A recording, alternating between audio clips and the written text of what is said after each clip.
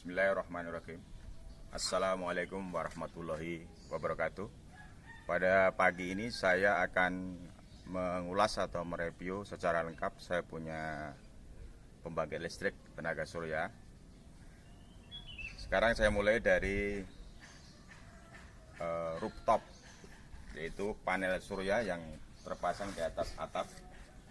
Ini di sebelah kiri saya ini ada terpasang 24 papan sebanyak 2400 watt peak, dirangkai secara seri dan paralel karena saya menggunakan sistem 24 volt.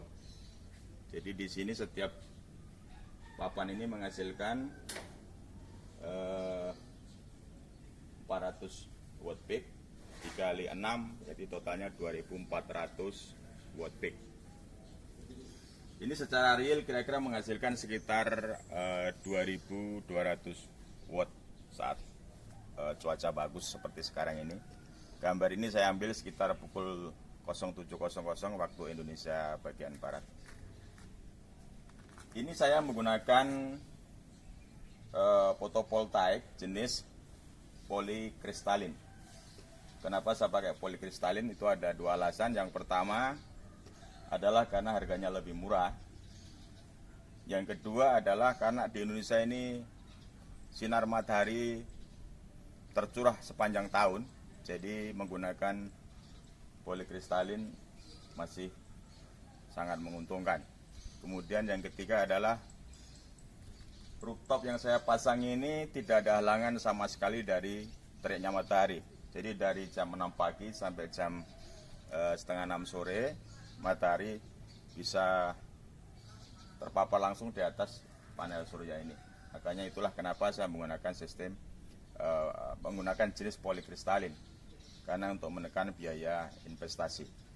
Di sisi lain, selain polikristalin juga ada jenis dari monokristalin. Monokristalin tentu saja harganya lebih mahal.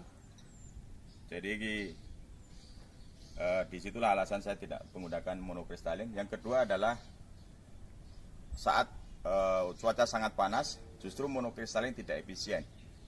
Jadi tidak semua energi bisa terserap dan diubah menjadi energi listrik kalau kita menggunakan monokristalin.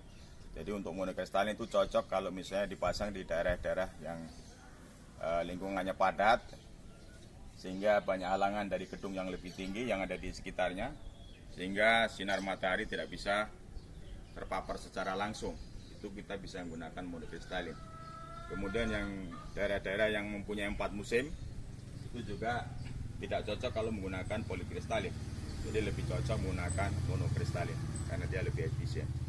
Tapi di sisi lain seperti tadi saya bilang adalah harga monokristalin lebih mahal. Panel surya yang saya pasang ini atau fotovoltaik yang saya pasang ini bisa mengkonversi energi panas menjadi energi listrik itu sekitar 16%. Sekitar 16% saja. Itulah kemampuan fotovoltaik yang sekarang beredar di pasaran. Itu energi panas diubah menjadi energi listrik itu sekitar 16%. Itulah yang bisa dimanfaatkan, disalurkan melalui kabel-kabel yang ada di bawah ini. Ini ada 3 pasang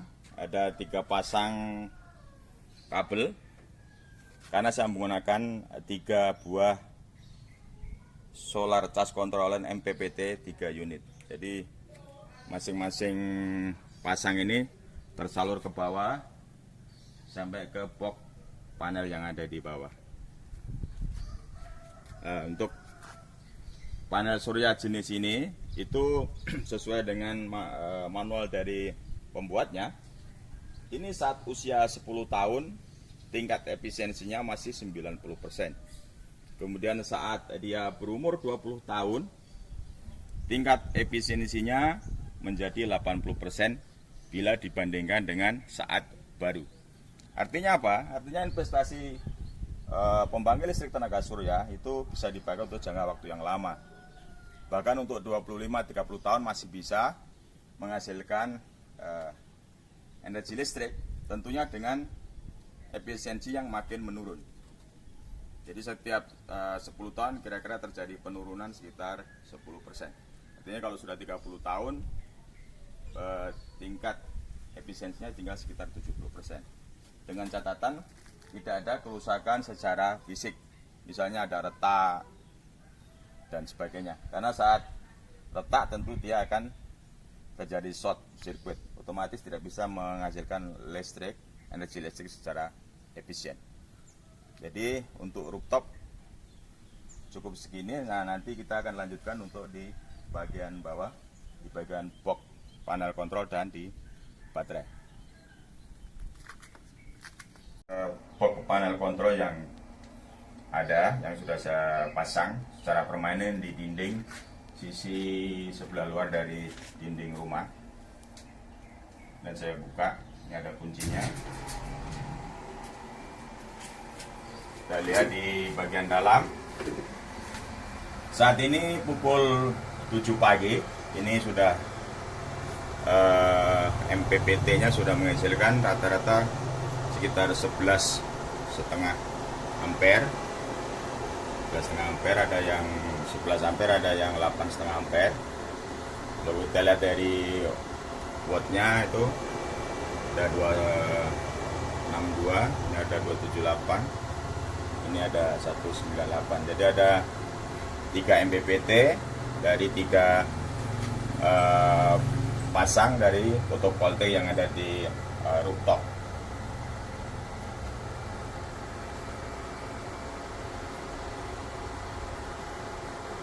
Kemudian ini juga saya siapkan cermin itu untuk mengecek kondisi baterai yang ada tertera di inverternya. Ini ada 3 strip, artinya kondisi baterai sekitar 75% dari sini. Karena kalau kita lihat langsung nggak sulit, makanya saya siapkan cermin buat nengok ke bagian indikator baterai yang ada di inverternya. Kemudian ini adalah kWh meter. kWh meternya ini setelah pemakaian sekitar 7 hari, ini pemakaiannya sudah sekitar 73 kilowatt jam. 73 kilowatt jam. Jadi pemakaian rata-rata per hari sekitar 10 kWh untuk kebutuhan rumah tangga. Ini sudah mencakup semuanya, jadi untuk penerangan, kemudian untuk memasak, termasuk untuk pemanas air yang ada di kamar mandi. Jadi seluruh energi yang saya gunakan untuk kegiatan rumah tangga ini sudah saya ambil dari sini. Namun demikian, di panel ini dilengkapi dengan automatic transfer switch. Ini barangnya, ini terpasang secara otomatis. Jadi saat terjadi masalah di suplai listrik dari sistem inverter ini, maka dia akan berpindah secara otomatis ke listrik dari PLN. Saya kasih contoh, ini misalnya saya turunkan NCP yang dari inverter. Nah, dia akan berpindah ke listrik dari PLN. Nah, saat suplai dari inverter normal kembali, dia akan balik lagi ke sistem inverter. Jadi sudah terpasang secara otomatis untuk perpindahannya, tidak perlu kita setting secara manual. Kemudian dari sistem ini dalam satu hari itu menghasilkan kira-kira 20 kilowatt jam, sekitar 20 kWh. Tapi karena kapasitas baterai ini cuma 9,6 kilovolt ampere jam atau sekitar 6 kilowatt jam saja, makanya sebagian energi ini terbuang sia-sia. Jadi kalau saat siang hari seperti sekarang ini, pemakaian dari listrik dari sistem inverter ini langsung ditarik dari panel surya masuk ke MPPT, kemudian masuk ke sistem inverter, keluar di sini masuk ke sistem rumah. Nah, sisanya akan disalurkan lewat kabel ini ke bawah, masuk ke baterai disimpan. Biasanya jam-jam 11 siang itu baterai sudah full, jadi pengisian sudah tidak maksimal lagi. karena sudah terisi penuh. Kecuali kita ada pemakaian yang besar untuk siang hari. Nah, biasanya kalau siang hari antara jam 9 sampai jam 14 saat panas terik, saya juga gunakan ini listrik dari pembangkit listrik tenaga surya ini untuk menjalankan pompa sumur sawah. Nah, di sini saya kasih catatan pada saat baterai 22 volt sipel stop. Saat baterai 27 volt sipel start. Artinya saat voltase yang ditunjukkan oleh MPPT ini tinggal 22 volt, maka NCP untuk sipel, submersible pump maksudnya ini sumur sawah, ini kita matikan ke bawah seperti sekarang ini. Tapi kalau baterai sudah terisi penuh, voltase sudah menunjukkan 27, maka kita bisa gunakan lagi MCP yang ada di sini, dinaikkan untuk menggerakkan pompa sumur sawah. Jadi dalam satu hari kalau cuaca terik, itu kita bisa gunakan untuk pompa sumur sawah sekitar 4-5 jam, tergantung kondisi cuaca atau kondisi sinar matahari. Kemudian di bawah box ini adalah baterai penyimpanan. Baterai penyimpanan ini ada 8 unit. Ada 8 unit baterai. Satu baterai ini adalah 100 ampere jam 12 volt. Dirangkai secara seri dan paralel menggunakan sistem 24 volt. Jadi 24 volt kali 4 berarti 400 ampere jam. Jadi sekitar 9,6 kilovolt ampere jam, atau sekitar bisa menyimpan energi listrik bersih sekitar 6 kilowatt jam saja. Ini ada dua jenis baterai yang saya pakai. Ini sebenarnya jenisnya sama. Ini adalah deep circle valve regulated lead acid dari jenis absorbent glass mid. Jadi deep circle baterai VRLE AGM, singkatannya seperti itu. Ini dari jenis AG free maintenance. Nah, kenapa warnanya beda? Karena yang ini adalah mereknya Soto, yang ini mereknya Narada. Karena kebetulan kemarin tokonya cuma punya ini aja, 4 aja. Kemudian saya cari merek yang lain, yaitu merek Narada. Ini dari jenis baterai yang sama. Jadi dari jenis baterai VRLE Deep Circle AGM, kira-kira seperti itu. AG ini punya umur yang sangat panjang bila dibandingkan dengan AG jenis lain, bisa mencapai 12 sampai 18 tahun. Itu sangat tergantung dari cara penggunaannya. Kalau kita gunakan secara berhati-hati, artinya dalam setiap hari kita tidak porsir. Saat dia punya energi tinggal sekitar 50%, kita matikan saja baterainya, maka dia bisa sangat panjang umurnya. Tetapi kalau penggunaannya kurang hati-hati, kalau misalnya baterainya sering kita porsir, tentu umur baterainya akan lebih pendek.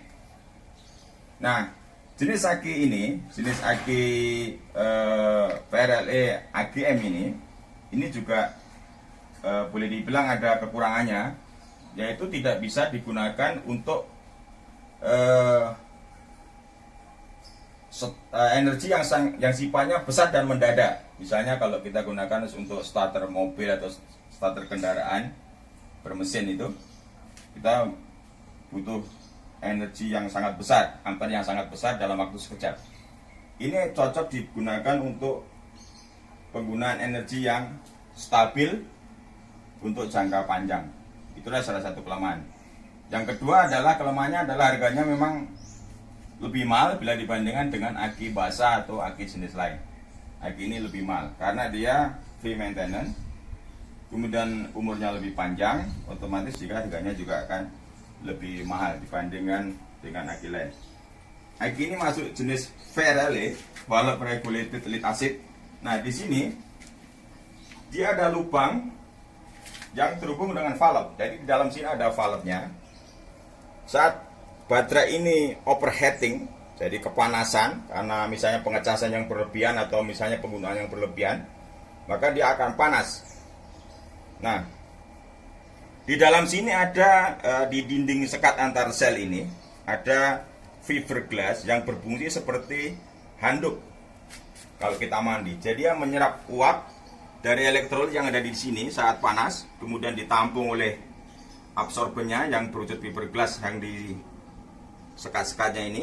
Nah, saat absorbennya sudah tidak bisa menampung lagi, maka dia akan terbuang keluar melalui lubang. Setelah melalui valve di sini, ini ada lubangnya. Ini ada lubang. Ini saat terjadi uap yang berlebihan dari sini, sehingga aki ini tidak mudah meledak kalau misalnya kepanasan. Untuk yang ini valve-nya lubang valve-nya lebih jelas. Ini ada dua ada lubang ini. Tapi fungsinya adalah sama. Jadi itu untuk membuang uap dari elektrol yang ada di dalam baterai ini saat dia overheating ada dari dalam ini. Jadi saat fiberglass yang ada di sekat-sekatnya tidak bisa lagi menampung uap dari elektrol itu, maka dia akan dibuang keluar setelah valve-nya terbuka secara otomatis. Dan nanti setelah tekanannya berkurang, dia akan menutup kembali secara otomatis juga.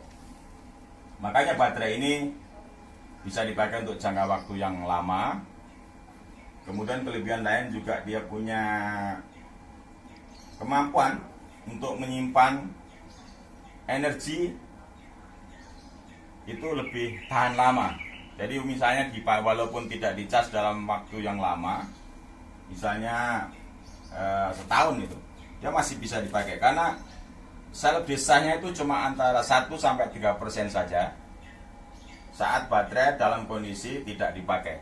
Artinya dalam setahun itu dia cuma hilang antara 12-36% saja. Berbeda dengan aki basah atau aki jenis lain, saat dia tidak dipakai maka sel desanya akan sangat tinggi.